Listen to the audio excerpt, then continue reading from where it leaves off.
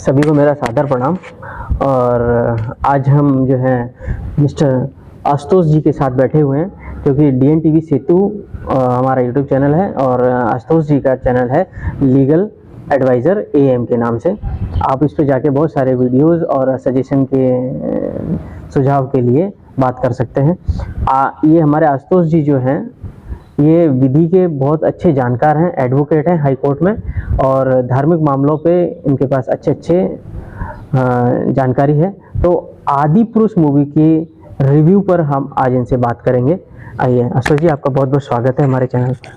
मुझे भी बहुत खुशी होगी कि किसी भी चीज़ का धार्मिक और प्लस उसका लीगल पर्सपेक्टिव किस प्रकार से डिफाइन किया जा सकता है और जनता के बीच में सही जानकारी कैसे जा सकती है, उसके बारे में हम लोग चर्चा करेंगे। अभी जो हाल में हमने मूवी देखी है आदि पुरुष, आपने भी देखी है? जी जी। उससे हम अंदर से बहुत ज़्यादा विचलित हुए हैं उसको देख के। जी। तो मैं आपके नज़रिए से इसका रिव्यू जानना चाहता हूँ कि इस पे आपका क्या विचार है। देखिए, सबसे पहला विचार तो ये है कि जो विषय ऐसा संवेदनशील विषय हो, जो करोड़ों करोड़ों लोगों की धार्मिक आस्था का विषय हो, जो करोड़ों करोड़ों भक्तों के हृदय में जलने वाली आस्था के दीपक का विषय हो, वो उन विषयों पर मनोरंजन का कार्य नहीं करना चाहिए।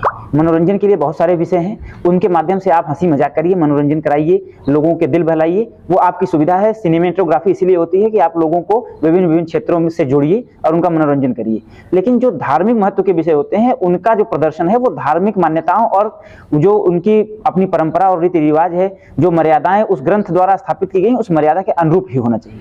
और जो आदिपुरुष फिल्म है, इसमें जो चित्रांकन, जो पात्रों की वेशभूषा और साथ ही साथ जो लंका, अयोध्या और अन्य जो किष्किंधा जो भी चीजें दिखाई गई हैं, दृश्यांकन किया गया है, उनका जो सटीक दर्शन होना चाहिए था, जो हम रामचरितमानस में या वाल्मीकि रामायण में पढ़ते हैं, वैसा उसमें कुछ दिखता नहीं है। और सबसे जो संवेदनशील है विषय वो है पात्रों का संवाद।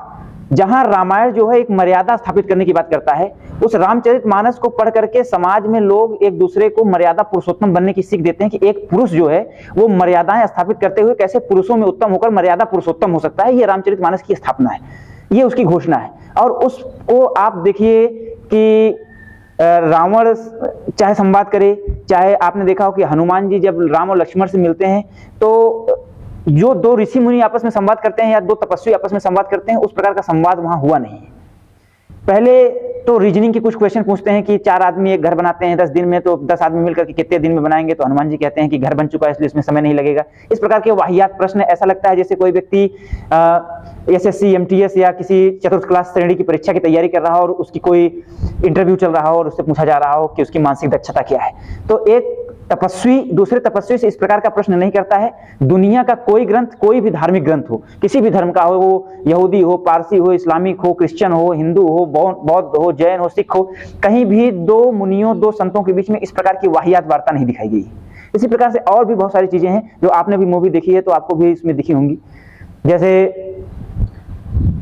विभीषण के जो राजवैद्य थे, लंका के जो राजवैद्य थे सुषेण, लक्ष्मण को शक्ति लगने के बाद उन्होंने संजीवनी बूटी का पता बताया था। वो भी विभीषण के बताने के बाद कि लंका में जो लक्ष्मण को शक्ति लगी है मेघनाथ की, उसका उपचार केवल लंका में सुषेण वैद्य के पास है और वो जब यहाँ आएंगे तो वही बता पाएंगे। लेकिन इसमें जो दिखाया गया, उसमें दिखाया गया कि जो विभीषण की पत्नी है वो पूरा डिस्क्रिप्शन देती है आपके संजीवनी बूटी का, और फिर वो बताती हैं कि संजीवनी बूटी का क्या, कैसी दिखती है, कहाँ पे पाई जाती है, फिर वही जो है वो इलाज भी करती है।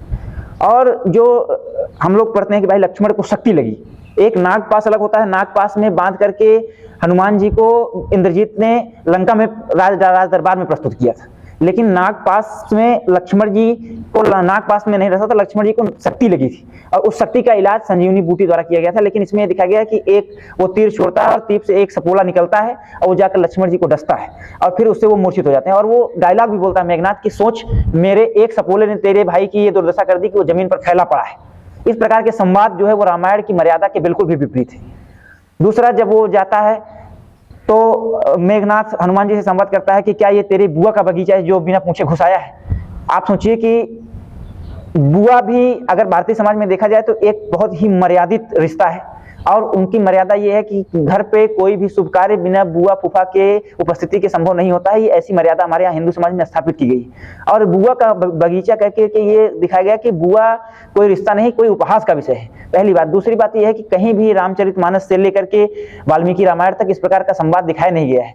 दूसरी बात यह है कि हनुमान जी जब समुद्र लांघने के लिए उड़ते हैं तो सीधा उड़े और जाकर के सीधे अशोक वाटिका में पहुंच गए, जबकि हमने जो रामायण पढ़ी है उसमें दिखाया गया है कि पहले उड़ते हैं तो मैनाक पर्वत आता है, फिर मैनाक पर्वत से वार्ता होती है, फिर सुरसा उनकी परीक्षा लेने आती है जिनको देवताओं ने भेजा है, फिर उसके बाद सिंहिका मिलती है जो राहु की मम्मी है, जो लोगों की परछाई जल में पकड़ के उसको खींच के अपना निवाला बनाती है, फिर लंका के द्वार पर लंकिनी मिलती है जिसको वो मारे हैं ताहि मारू मारुत सुरबीरा बारह पार गयो मत धीरा, वहां जाए देखी बंशोभा गुंजत चंचरिक मजलोभा। और लंका की जो लंका का इसमें वर्णन दिखाया गया, पूरी लंका काली है। और अगर आप रामचरितमानस, आप जो भी श्रोता है, आप लोग जो भी हैं, आप लोग अगर कभी भी रामचरितमानस का सुंदरकांड पढ़े होंगे तो चाहे आप वाल्मीकि रामायण का सुंदरकांड, चाहे आप गोस्वामी तुलसीदास जी का रामचरितमानस, इसके सुंदरकांड में जब आप जाएंगे तो अगर आप वाल्मीकि रामायण पढ़ रहे हैं तो उसका श्लोक संख्या 9 से लेकर के श्लोक संख्या 22 वहां पे लंका का वर्णन है। उसमें भी स्पष्ट कहा गया है कि इस प्रकार से संगमरमर, सफेद संगमरमर की शोभा होती है, उस पर सूर्य की किरण पड़ने के बाद उस प्रकार के पत्थरों से सुसज्जित है लंका नगरी। और उस पूरी नगरी के बीच में एक स्वर्ण अलंकृत महल है जिसे हम सोने की लंका कहते हैं, और जिसमें विभिन्न विभिन्न प्रकार के पुष्प हैं, पेड़ हैं, ऐसे दिव्य प्रकार के पौधे और पुष्प हैं जो कभी देखे ही नहीं गए। इस प्रकार की शोभा वहां दिखाई गई है। और इनकी मूवी में जो लंका दिखाई गई, ऐसा लग रहा है जैसे कोई वीरान पतझड़ नीरस क्षेत्र हो और उसमें कुछ नकारात्मक शक्तियां के रहने लगी, इस प्रकार से दिखाया गया है। तो यह भी एक लंका का नहीं वर्णन है, क्योंकि लंका का जो वर्णन है वो इस प्रकार है कि कनक कनक कोटि विचित्र मनकृत सुंदराय तना घना चौहट हट्ट सुभट्ट विधि चार पूर्व विधि बना। इस प्रकार से उसका वर्णन है कि मतलब सोने पर सोना, सोने पर सोना, उस पर मड़ियां, उस पर हीरे, उस पर जवाहरात, इस प्रकार से अलंकृत होती थी लंका नगरी। ये लंका के साथ साथ रावण की भी महिमा का गुणगान है कि वो भले ही नकारात्मक शक्तियां, मतलब अपनी शक्तियों का वो नकारात्मक प्रयोग करता था, लेकिन उसके हृदय में सकारात्मकता का भी भाव था। क्योंकि इसमें देखिए जो रावण का परिचय कराया गया है वो उस प्रकार का परिचय नहीं है, लेकिन जो तुलसीदास जी या वाल्मीकि जी परिचय कराते हैं वो बताते हैं उत्तम कुल पुलस्त्य नाती। पुलस्त्य मुनि एक बड़े अच्छे मुनि हुए हैं, उनके पुत्र रहे विश्रवा, वो भी मुनि रहे, और एक श्राप के कारण रावण जो है वो महाज्ञानी तो था, लेकिन उसके अंदर जो है ज्ञान का अहंकार हो गया, क्योंकि उसको श्राप मिला था एक ऋषि के द्वारा, जिसका यह परिणाम था। लेकिन चूंकि जो व्यक्ति ज्ञानी होता है वो किसी श्राप के प्रभाव में कुछ समय के लिए अहंकारी हो सकता है, कुछ समय के लिए राक्षस बन सकता है, लेकिन सदैव वो वैसा नहीं रहता है। तो एक परम शिव भक्त भी था, और उसकी जो शिव भक्ति थी, उसके द्वारा रचित जो शिव तांडव स्तोत्र है उसको आज भी पूरी दुनिया में गाया जाता है, और एक उसकी विशेष आस्था और महत्व है। तो जो रावण का भी नकारात्मक चरित्र चित्रण किया गया है वो भी बिल्कुल वाहियात है। और इस प्रकार की चीजें जब भी दिखाई जाएंगी, क्योंकि और वर्तमान समय जो परिप्रेक्ष्य चल रहा है इसमें राम के विषय में, जब से राम मंदिर का मुद्दा उठा और राम मंदिर अब जब बन रहा है, तो जो लोगों के हृदय सो गए थे राम के प्रति, उन लोगों का हृदय भी जागृत हो गया है। वो लोग जो कभी 1990-92 में सुप्रीम कोर्ट में जाकर कहते थे कि Ram does not exist in Ayodhya, उनको कहीं और भी जन्म दिया जा सकता है, कहीं और भी उनको उनका मंदिर बना करके उस स्थान के रूप में पूजा जा सकता है, लेकिन बाबरी मस्जिद वही होनी चाहिए। वो लोग भी अब जाकर के राम मंदिर में मत्था टेकने की बात करते हैं, वो भी जनेऊ पहनकर इधर उधर घूम रहे हैं। तो ये इसलिए मैं नहीं कह रहा हूँ कि ये कोई राजनीतिक चर्चा है, मैं इसलिए कह रहा हूँ कि ये जन जागरण का विषय है। जब भी जनता का सेंटिमेंट्स उदित होता है, जागृत होता है, तो जो लोग हैं, जो उनके साथ जुड़ करके काम करने वाले लोग हैं, उनके भी अंदर की भावनाएं उन्हीं के साथ जुड़ लेती हैं, क्योंकि उनको पता है कि जनता के साथ काम करना है तो जनता के भावनाओं से जुड़कर चलना होगा, ना कि जनता की भावनाओं के साथ खेलकर। और इस मूवी में आप देखिए एक चीज जो सबसे बड़ी चीज ये हुई कि सबसे पहले अगर पिछले 1 साल की मनोज मुंतशिर की जर्नी आप देखेंगे तो उन्होंने चाहे महाराणा प्रताप पर हो, चाहे झांसी की रानी लक्ष्मीबाई पर हो, चाहे अवंतीबाई पर हो, चाहे राम पर हो, चाहे सीता पर हो, एक कई सीरीज ऑफ वीडियो उन्होंने कविताओं की और चीजों की उन्होंने लागू की, और लोगों को पहले विश्वास दिलाया गया कि ये प्रबल हिंदूवादी चेहरा है जो बॉलीवुड में है, और इसके द्वारा जो भी कार्य किया जाएगा वो हिंदुत्व के आस्था के अनुरूप ही होगा। और जब बड़े पर्दे पर उसको दिखाने की बात आई तो अंत में ये भी खुश हो गए। तो जनता का जो गुस्सा है वो यही है कि उस षड्यंत्र का हिस्सा होकर के, जो एक प्रोपेगेंडा भारत में चलाया जा रहा है हिंदुत्व और हिंदू धर्म के विरुद्ध, उसका हिस्सा होकर के मनोज मुंतशिर ने भी अपने स्वाभिमान और अपनी लेखनी का समझौता किया, और उनकी लेखनी भी गिरवी हो गई, और तब जाकर के इस प्रकार के संवाद जो है वो रामायण में लिखे गए। इसलिए मनोज मुंतशिर के ऊपर सबसे ज्यादा लोग गुस्सा है, क्योंकि वो पहले इस मूवी के आने से पहले अगर आप 1 महीने पूर्व का उनका इंटरव्यू देखेंगे तो उसमें वो कह रहे थे कि जो आदि पुरुष की कहानी हम लोगों ने लिखी है, जो पटकथा है, वो पूरी तरीके से वही है जो रामायण हम लोगों ने देखी है, सुनी है, समझी है। और अगर इस प्रकार की रामायण किसी ने भी सुनी हो तो वो इसका समर्थन करेगा। जबकि अगर घर में दादियां, दादा, चाचा, पापा, मामा भी अगर रामायण की कहानी सुनाते हैं तो बहुत श्रद्धा और विनय भाव से सुनाते हैं, और वो एक उसका विशेष प्रभाव पड़ता है। और इस प्रकार के राम, रावण और सीता के संवाद, और जिस प्रकार से आपने देखा कि अशोक वाटिका में सीता जी रावण की आंख में आंख मिलाकर बात करती हैं, जबकि सुंदरकांड में स्पष्ट कहा गया है, त्रिनिधर ओट कहत वैदेही सुनहु अवधपति परम स्नेही, कि तिनके के ओट लिए बिना कभी सीता जी जो है वो रावण से बात नहीं करती थी। और तिनका भी इसलिए, इसकी भी अगर आप व्याख्या जानना चाहें तो तिनका जो होता है वो धरती से पैदा होता है, और उसको संस्कृत में उसका जो अनुवाद है उसको बोलते हैं भूमिज। भूमिज माने होता है तिनका। और सीता जी की कहानी के बारे में आपको पता है कि सीता जी जनक जी को राज दरबार में नहीं मिली, सीता जी सुनैना जी की कोख से नहीं जन्मी है। वो खेत में हल चला रहे थे, उसमें एक घड़ा मिला, उस घड़े के माध्यम से सीता जी का प्रादुर्भाव हुआ, तो इसलिए उनको बोला जाता है भूमिजा। भूमि से उत्पन्न हुई, भूमि की पुत्री, और आपने देखा कि अंत में भूमि में समा भी गई क्योंकि वो भूमि की, धरती की पुत्री थी। तो चूंकि जो धरती से पैदा हुआ तिनका है और धरती से पैदा हुई सीता है, ये पुल्लिंग में आता है, पुरुष लिंग में आता है, और ये स्त्रीलिंग में आती है। इस रिश्ते से दोनों भाई बहन हुए, इसलिए जितनी बार भी वो रावण के सामने आती थी तो रावण के सामने उस तिनके को रखती थी क्योंकि वो उनका भाई था। और भारत में ये मर्यादा है कि एक महिला एक बार अपने अस्मिता जब अगर उसकी दांव पर लगती है, उसके ऊपर कोई खतरा होता है, तो एक बार वो पहले पति को शायद ना याद करे लेकिन भाई को सबसे पहले याद करती है, क्योंकि उसके ऊपर वो विश्वास होता है। तो उस विश्वास को लेकर के सीता जी हमेशा तिनके की ओट से ही रावण से बात करती थी। और इसमें इतनी फुहरता और निर्लज्जता के साथ वार्तालाप दिखाया गया है जो पूरी तरीके से हमारी मर्यादाओं का हनन करता है, और निश्चित तौर से इस प्रकार की चीजों का विरोध होना चाहिए। इसमें जो चरित्र चित्रण किया गया है उस पर मंशा तो साफ दिखती है, क्योंकि ये वर्षों पहले की प्लानिंग थी।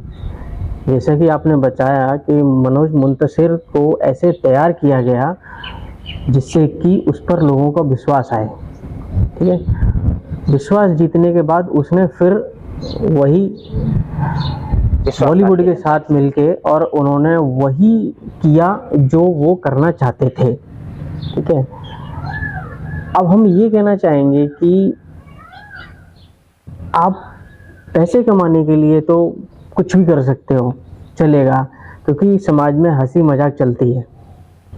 लेकिन जब धर्म से बात आती है, धर्म पे बात आती है, तो हम धर्म के बारे में लोगों को जानकारी देना चाहते हैं प्रचार माध्यम से, वो कोई भी माध्यम हो। इसमें ये हमारा पिक्चर में फिल्म इंडस्ट्री भी आ जाती है, तो उसको हमें वैसे ही दिखाना चाहिए जैसे हमें बताया गया, जिससे कि आने वाली जनरेशन को वही चीज़, वास्तविकता उनको पता चले, ना कि उसको मनोरंजन का पात्र बनाया जाए। क्योंकि धर्म जो है, कोई भी धर्म हो, वो अपने धर्म की संस्कृति के हिसाब से ही चलते हैं, उसी की वजह से हम बांध के रखते हैं अपने आप के जीवन को।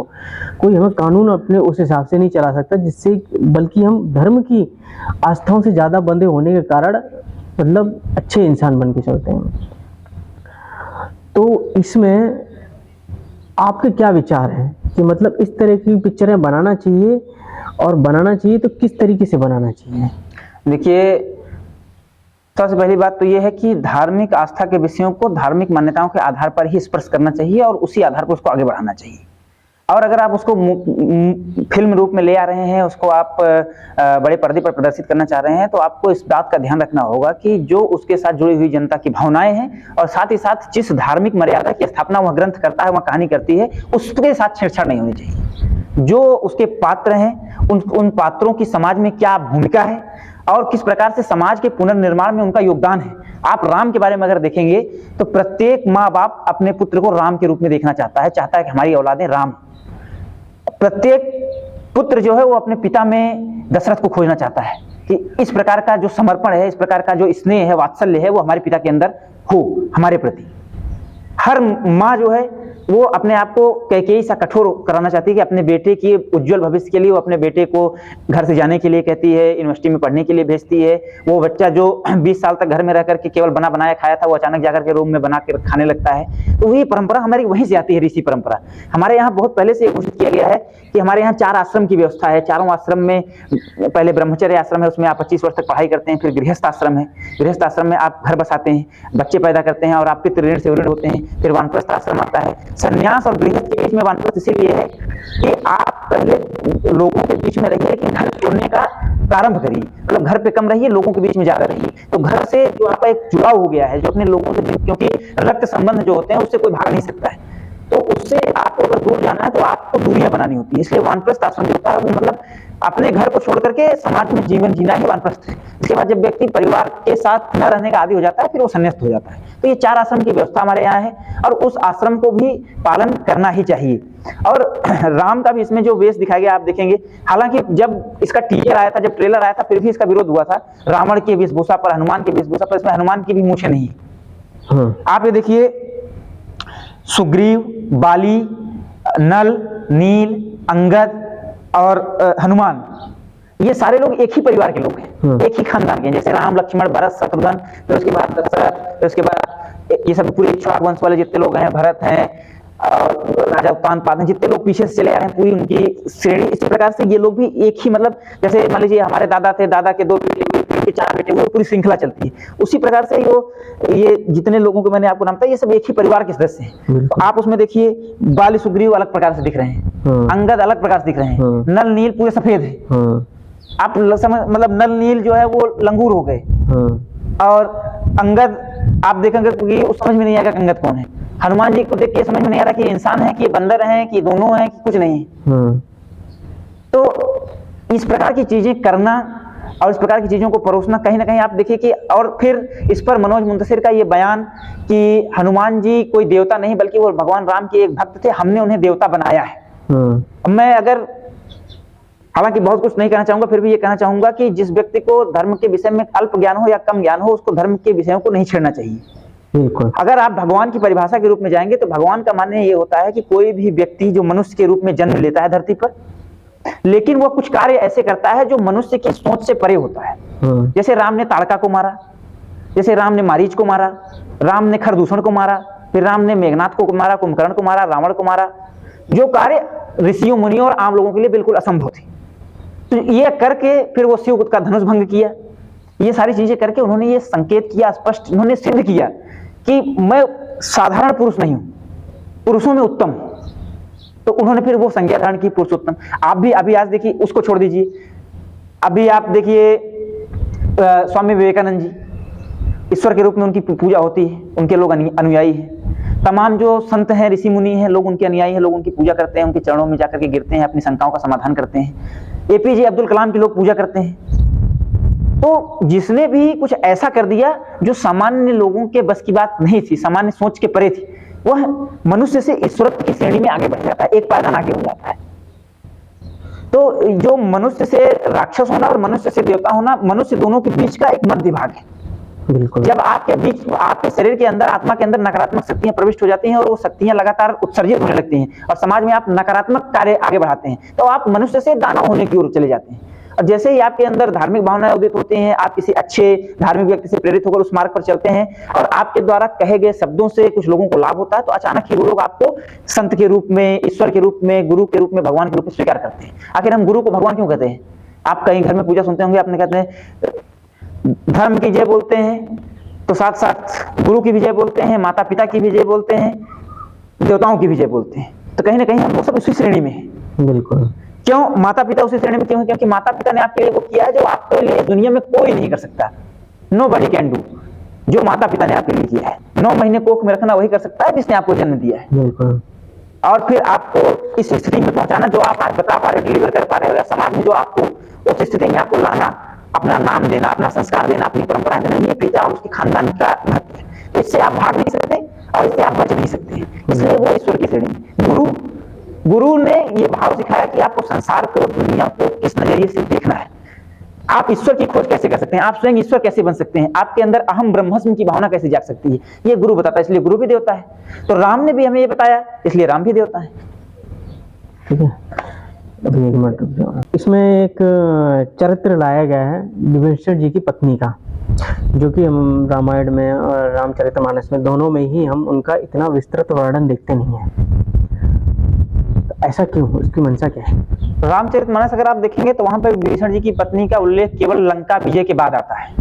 जब राम लंका विजय कर लेते हैं और जब उनका राजतिलक करते हैं, उनके ऊपर लंका का राजमुकुट रखते हैं, तो उसी समय फिर वो उनको भी राजरानी बना करके तब आते हैं, वहीं पर उनका उल्लेख है। बाकी पूरे सुंदरकांड में जब हनुमान जी लंका में प्रविष्ट होते हैं, उनसे विभीषण से बातचीत होती है, विभीषण ही उनको पता देते हैं सीता माता का, ये दिखाया नहीं है। हनुमान जी उड़े समुद्र उस पार से और सीधे जाकर के अशोक वाटिका में उसी पेड़ पर बैठे जहां नीचे महाराज। ये बहुत ही आश्चर्यजनक घटना है। ये तो आपने पूरा मतलब ये दिखा दिया कि मतलब जो लोग ये कल्पना थी हिंदू धर्म के चमत्कार को ढोंग के रूप में परिवर्तित करने का आपने एक कुत्सित प्रयास किया है। इसको ये बहुत बड़ा प्रश्न है, क्योंकि आपने एक एक चीज, जैसे मैंने आपको बताया कि मैनाक पर्वत पर रुकना, मैनाक पर्वत से उनको प्रणाम करना, ये भी वहां दिखाया कि हमारी संस्कृति का विषय, हमारे संस्कार का। मैनाक पर्वत से पूछा हनुमान जी ने कि आप कौन हैं, तो उन्होंने कहा कि मैं मैनाक हूं और मैं आपके पिता पवन देव का मित्र हूं। तो हनुमान जी ने वहां ये मर्यादा स्थापित की कि पिता का जो मित्र होता है वो पिता समान होता है, इसलिए पहले मैं अपने संस्कारों का पालन करूंगा। तो हनुमान ने क्या किया, हनुमान पर कर पुनि कीन्ह प्रणाम, स्पर्श किया, प्रणाम किया कि आप मेरे पिता तुल्य हैं, इसलिए पहले आपका आशीर्वाद ले लूं फिर आपको बताऊं। फिर उन्होंने बताया कि राम का जो कीन्हे बिन मोह कहां विश्राम, मैं विश्राम नहीं कर सकता, क्योंकि जिस पुण्य कार्य के लिए, जिस पुनीत कार्य के लिए मैं जा रहा हूं उसमें विश्राम करूंगा तो प्रभु अधीर हो जाएंगे, और प्रभु की अधीरता भक्त के रहते हो जाए तो ये भक्त की होने में असफलता है। और उसके बाद फिर वहां लंकिनी और सुरसा दो लोग को आशीर्वाद देते हैं राम जी को। सुरसा भी कहती हैं राम काज सब करी हूं तुम बल बुद्धि निधान, क्योंकि तुम बल और बुद्धि के अपार भंडार, इसलिए राम के सारे काज तुम करोगे, सब सफल होंगे। लंकिनी भी यही कहती है कि प्रविश नगर की जय सब काजा, हृदय राख कौशलपुर राजा, सब हो जाएगा। ये दिखाया नहीं।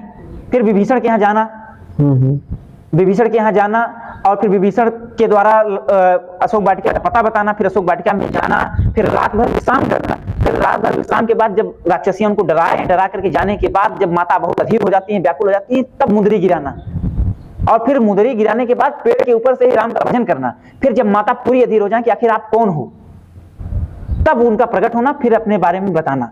ये पूरी प्रक्रिया है। और अगर मैं इनको एक सुझाव भी देना चाहूंगा, मैं तो चाहूंगा, मैंने अपने लाइव में भी एक बार ये बात कही कि जो लोग प्रदर्शन कर रहे हैं उनको ये चाहिए कि वो सिनेमा घरों के सामने लाठी डंडे गन बंदूक लेके खड़े हो जाए कि हम चलने ही नहीं देंगे, इसको दिखाने ही नहीं देंगे। इसको सही ये है कि इसको 2 भागों में 6 घंटे में बनाया जाए। एक भाग में अयोध्या से लेकर के वनवास तक और दूसरे भाग में वनवास से लेकर के लंका जीत विजय तक। अब अगला प्रश्न है, जो ऐसे कृत्य करने के लिए मनोज मुंतशिर और ओम रावत जी को मुख्य व्यक्ति माना जा रहा है, तो उनको सुरक्षा भी प्रदान की जा रही है, और जबकि वो सफाई भी गलत तरीके से दे रहे हैं, तो आप इसको किस तरीके से देखते हैं? देखिए, भारत, जैसे हमने कल कानूनों पर चर्चा की थी, तो भारत मिले जुले कानूनों का एक देश है। तो भारत में तो जब अजमल कसाब भी पकड़ा जाता है, अफजल गुरु भी पकड़ा जाता है, तो उसको लीगल हेल्प करने वाले वकीलों की लाइन लग जाती है।